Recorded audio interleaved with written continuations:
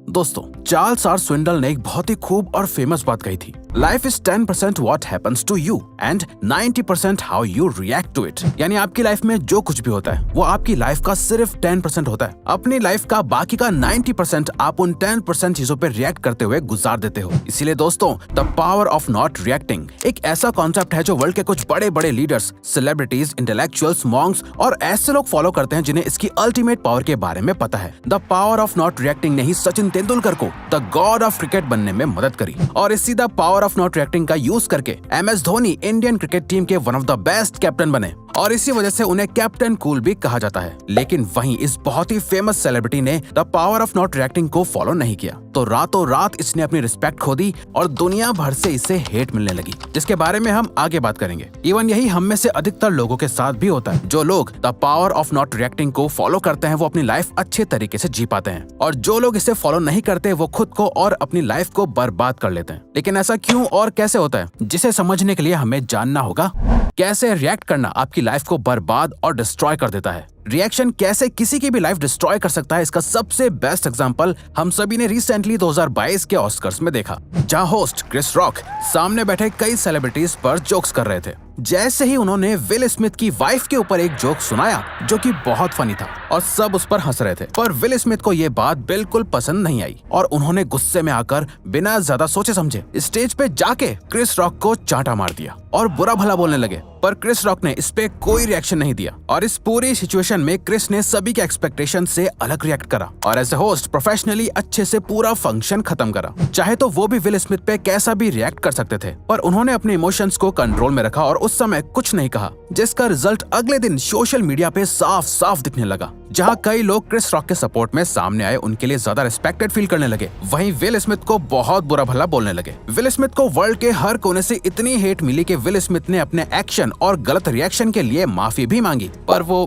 किसी काम की नहीं थी, क्योंकि रिएक्शन में आपके एक्शंस, बिहेवियर और कही गई बातें वापस नहीं जा सकती। इनफैक्ट आज भी लोग विल स्मिथ को उनके इस बिहेवियर के लिए बुरा भला बोलते हैं।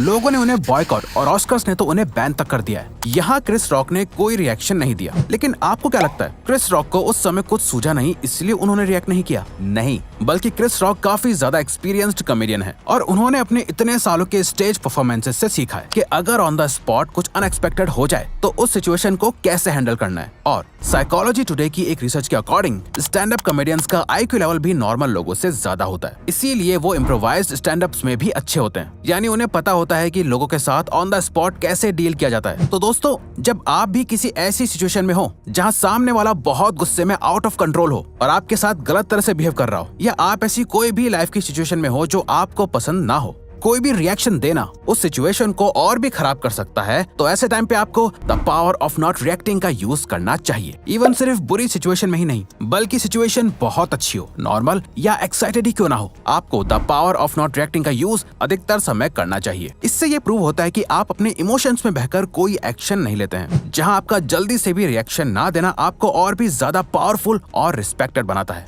अधिकतर टाइम लोग आपका रिएक्शन ही चाहते हैं, लेकिन अगर आप उनको वही नहीं देंगे तो उनकी हार वहीं हो जाती है और वहीं लाइफ की हर सिचुएशन आपको हमेशा एक पर्टिकुलर तरह से रिएक्ट करने के लिए मजबूर करेगी। लेकिन आपको तब भी या तो सही से रिएक्ट करने की कोशिश करनी है या बिल्कुल भी रिएक्ट ना करने की। तो क्या इसका मतलब यह है कि हम हमेशा कभी भी कुछ रिएक्ट ही ना करें? कोई कुछ भी करे, कुछ भी हो तो बस हम खड़े होकर चुपचाप सुनते रहें? वेल दोस्तों, ऐसा नहीं है। ऐसी ही सिचुएशन से डील करने के लिए आपको रिएक्ट और रिस्पॉन्ड के बारे में सीखना होगा। React versus respond. एक रिएक्शन और रिस्पॉन्ड में बस इतना फर्क है कि रिएक्शन अनकॉन्शियसली बिना सोचे समझे होता ही होता है। जब आप किसी ऐसी सिचुएशन में आते हो जहां आपको कोई खतरा फील होता है, आपको हर्ट होता है, तो आप नेचुरली रिएक्ट करते हो। फॉर एग्जाम्पल, मान लो आपका हाथ एक गर्म चीज से गलती से टच हो जाए तो आप फौरन अपना हाथ हटा लोगे। ये एक अनकॉन्शियस रिएक्शन होता है जो सही भी है, पर यहाँ प्रॉब्लम ये आती है कि जब हमें कोई मेंटली हर्ट करने का ट्राई करता है, जब आप स्ट्रेस में होते हो या बहुत ज्यादा खुश होते हो या जब कोई हमारी तारीफ कर देता है, तो कई लोग अनकॉन्शियसली बिना ज्यादा सोचे समझे रिएक्ट कर देते हैं, जहां उनके इमोशंस उन पे हावी हो जाते हैं। कई तो बहुत ज्यादा खुश होकर कई बड़े बड़े वादे और प्रॉमिसेस कर देते हैं जिन्हें वो आगे पूरा नहीं कर पाते। वहीं कुछ लोग गुस्से में या दुख में आके ऐसे डिसीजंस ले लेते हैं जिनका पछतावा उन्हें फिर जिंदगी भर रहता है। क्रिकेट में स्लेजिंग का एक कॉन्सेप्ट है जहां ओपोनेंट टीम के प्लेयर्स बैट्समैन या बॉलर को गालियां देते हैं या एक दूसरे का मजाक उड़ाते हैं ताकि प्लेयर का कॉन्फिडेंस डाउन हो जाए और वो अपना फोकस खो दे और गेम से डिस्ट्रैक्ट हो जाए। लेकिन सचिन तेंदुलकर का ये रिकॉर्ड है कि क्रिकेट की हिस्ट्री में स्लेजिंग से उनकी गेम को कभी कोई फर्क नहीं पड़ा है। ओपोनेंट चाहे उन्हें कितना भी कुछ बोल लें, वो कभी कोई रिएक्ट नहीं करते थे, बल्कि वो हमेशा अपने एक्शंस और बल्ले से ही जवाब देते थे।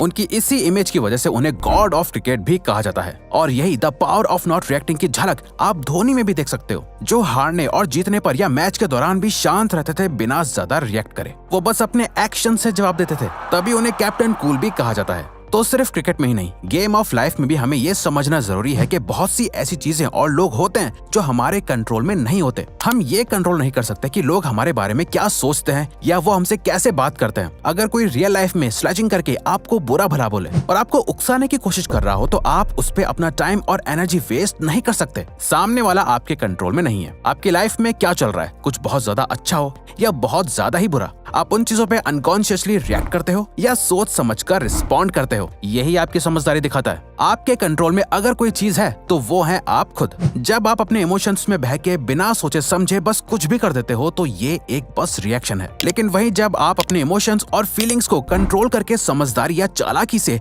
उस सिचुएशन को अच्छे से हैंडल कर लेते हो तो वो आपका रिस्पॉन्ड कहलाया जाता है, जो आपको ज्यादा वाइज, मैच्योर और रिस्पेक्टेड बनाता है, क्योंकि actions speak louder than words. अब ये सब तो ठीक है, सुनने में आसान लग रहा है, लेकिन रिवायर्स हम ह्यूमंस हैं, हम इंसान हैं, कितना भी कंट्रोल कर लें इमोशंस तो आ ही जाते हैं। तो डोंट वरी दोस्तों, इसका बेस्ट सोल्यूशन आपको ये करके मिलेगा।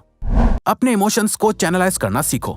अपने रिएक्शन को कंट्रोल करने के लिए आपको अपने इमोशंस को चेक में रखना होगा। आप अपने इमोशंस को कंट्रोल कर सकते हैं, लेकिन आपको अपने इमोशंस को अपने अंदर सप्रेस और दबाना नहीं चाहिए। अगर आपके साथ कुछ बुरा हुआ है तो ये बहुत नेचुरल है कि आप सैड फील करो। अगर आपको कोई बहुत ज्यादा सुना रहा है तो ये नेचुरल है कि आपको गुस्सा आए। आप इन इमोशंस को कंट्रोल नहीं कर सकते, पर आप उन्हें सही तरह से चैनलाइज कर सकते हो, जो एक बहुत ही पावरफुल स्किल है। अगर किसी का ब्रेकअप हुआ है या किसी ने रिजेक्शन फेस करा है तो यहाँ नेगेटिव इमोशंस डेवलप होना बहुत नॉर्मल है, जिससे आप सैड फील करेंगे, आपको इमोशनल और मेंटल पेन फील होगा। पर आप इन इमोशंस को कैसे चैनलाइज करते हैं, यानी इन इमोशंस में बह के आप लेजी, अनमोटिवेटेड फील करते हैं, एडिक्शन और स्मोकिंग जैसी गलत आदतों में पड़ जाते हैं, या फिर इन इमोशंस को एनर्जी के एक सोर्स की तरह यूज करके पहले से और भी ज्यादा प्रोडक्टिव हो जाते हो, अपनी बॉडी और अपने माइंड के ऊपर काम करने लग जाते हो। ये आप पर डिपेंड करता है। Emotions are energy in motion. Emotions की एनर्जी का सही से यूज करने के लिए आपको इन 4 स्टेप्स को फॉलो करना है। Step 1, identify triggers. सबसे पहले आपको पता होना चाहिए कि आप कैसा फील कर रहे हो और क्यों फील कर रहे हो। वो कौन सी बातें हैं जो आपके इन इमोशंस को ट्रिगर कर रही हैं। Step 2, taking time before making any decisions. कुछ भी करने से पहले एक लंबी सांस लो, इन सारे इमोशंस को प्रोसेस होने का थोड़ा टाइम दो। Step 3, detach with your emotions. Next, अपने आप को और अपने इमोशंस को एक दूसरे से अलग कर लो। अपनी सिचुएशन को एक थर्ड पर्सन के पर्सपेक्टिव और नजरिए से देखो। Step 4, choose not to react and respond accordingly. ये सब करने के बाद सबसे पहले तो चूज करो कि आप अपने इमोशंस के अकॉर्डिंग रिएक्ट नहीं करोगे, और इस टाइम जो सबसे बेस्ट और लॉजिकल तरीका है इस सिचुएशन को हैंडल करने का, उस हिसाब से रिस्पॉन्ड करो। और जब आप इन सब को प्रॉपर्ली फॉलो करोगे तो आप अब से सिर्फ रिएक्ट नहीं बल्कि रिस्पॉन्ड करोगे। तो अगर आपको ये वीडियो अच्छी लगी तो वीडियो को लाइक और चैनल को सब्सक्राइब करके हमें सपोर्ट करो और बेल नोटिफिकेशन ऑन कर लीजिएगा ताकि आप आने वाली वीडियोस मिस ना कर पाओ। Thank you for watching.